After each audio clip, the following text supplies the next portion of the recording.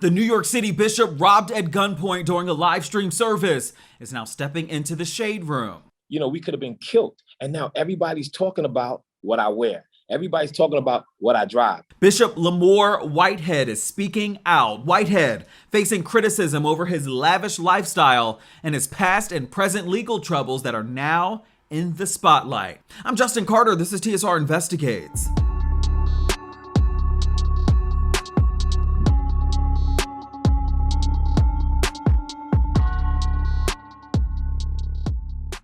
On Sunday, July 24, 2022, Bishop Lamor Whitehead, he made headlines when a group of 3 armed robbers barged into the Leaders of Tomorrow International Church in Brooklyn during a live stream service, stripping the bishop and his wife of all of their jewelry. The trio allegedly made out with upwards of $1 million worth of earrings, necklaces, watches, chains. But since this story broke, people started asking questions. How is the bishop able to afford upwards of $1 million worth of jewelry?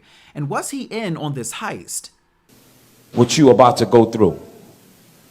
Yo. All right. Yo, all right.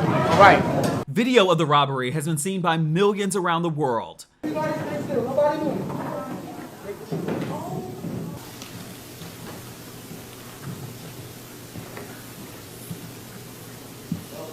I was just caught in awe. I was in awe, like, wow, this is really happening?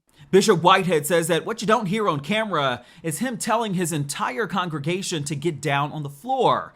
Police say they have zeroed in on the 3 men in question. One guy stopped in the back, put the guns on the men there, and the other 2 came straight towards me. So I just said, okay. And I put my hands up, because if you're coming for me and I'm not resisting, then I'll save my church and my family. He says one of them had a gun pointed at his wife and his 8-month-old baby. As he started to strip all of the jewelry off my wife, right? Then the next guy that was over me began to take all my jewelry off. Took off my Episcopal ring, which was my bishop's ring, took off my wedding band, took off my watch, took off one of my chains off, my Episcopal chain with my Episcopal cross. Police say the suspects took off in a white Mercedes. Do you think it's somebody that's connected to your church, has seen your live streams, is familiar with your lifestyle? I really don't know. At the end of the day, whoever it was, they was disrespectful, and they violated on every level. Bishop Whitehead was ordained in 2016, and over the years, he's gained a reputation for his opulent lifestyle. He makes quite a splash on social media, posting himself in Gucci suits, designer sweaters, and glasses. You also are a bishop, and people look at you in a higher way, of higher stature when it comes to that ranking.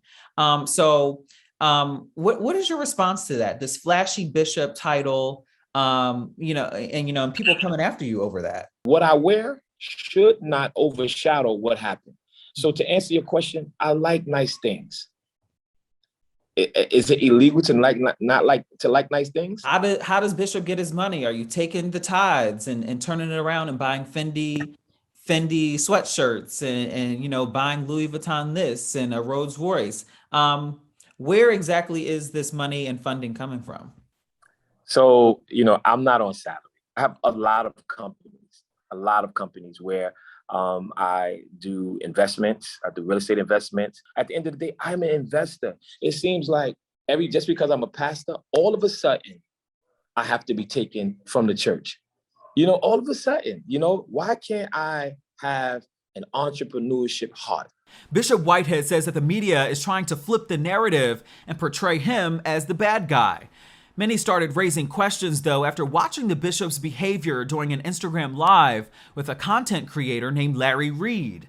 4 gunmen could have took my family life, and y'all sitting here making a mockery of it, all right? We are not. This big blimp right here want to sit here and talk about women, all right? And you want to sit here and validate homosexuality because you just admitted that you're all right? That's on. I didn't I tell y'all? These bloggers was not a household name before they start talking about Bishop Whitehead. And that's why I'm not even talking about that. Number 2, when you look at the media, Justin, right? They built a narrative based around me being convicted, right? They build a narrative to make me look like I can't be trusted. Court records show that Bishop Whitehead is also facing his own financial and legal woes. A woman who claims to be a former member of his church is suing him, claiming to have sent a $90,000 check from her life savings back in November of 2020 to help her purchase a home. She says it was because her credit score was low. The lawsuit claims, quote, that Mr. Whitehead proposed that she should invest her money into his company and offered to use the money to purchase a home for her, to make any needed repairs to the property so that it would be habitable for her, and then return any unused portion of the investment. When she expressed reservations because she had no other income with which to support herself, Mr. Whitehead then offered to provide her with $100 per month to live off of until the purchase and renovation of the property was complete. You know, just because it's a claim doesn't mean I did it. You know what I'm saying? They're looking at it, claim. Oh, you need to do that. It's like persecution. The lawsuit goes on to say that Bishop Whitehead treated the money not as an investment, but as a campaign donation, which was under no obligation to repay. He ran for Brooklyn Borough President in 2021 and lost. You know, it's a legal proceeding right now, so I can't get into it.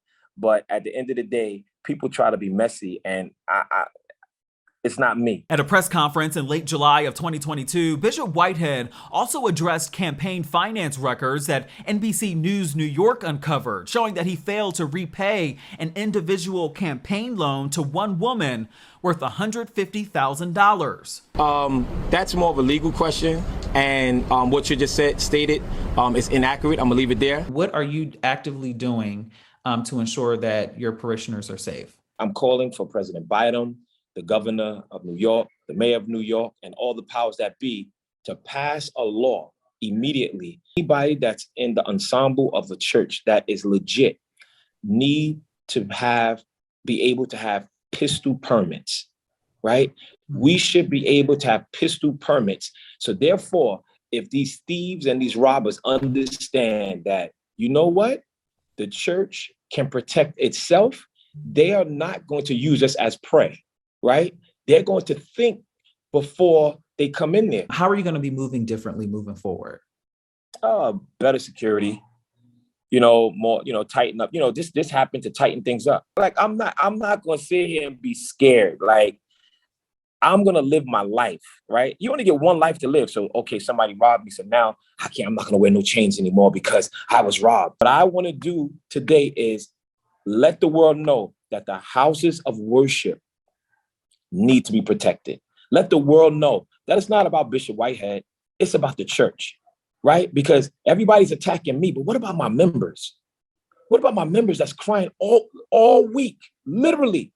Bishop Whitehead told us that claims made that he set up this crime are completely false. He also says that the man that was sitting still behind him, not intervening at all, is a member of his church. He says that it's a young guy who was simply shocked at what was occurring. So far, though, no arrests have been made in this case. For TSR Investigates, I'm Justin Carter.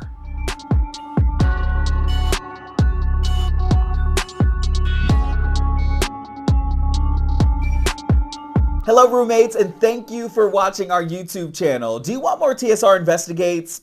Be sure to subscribe and check us out at theshaderoom.com.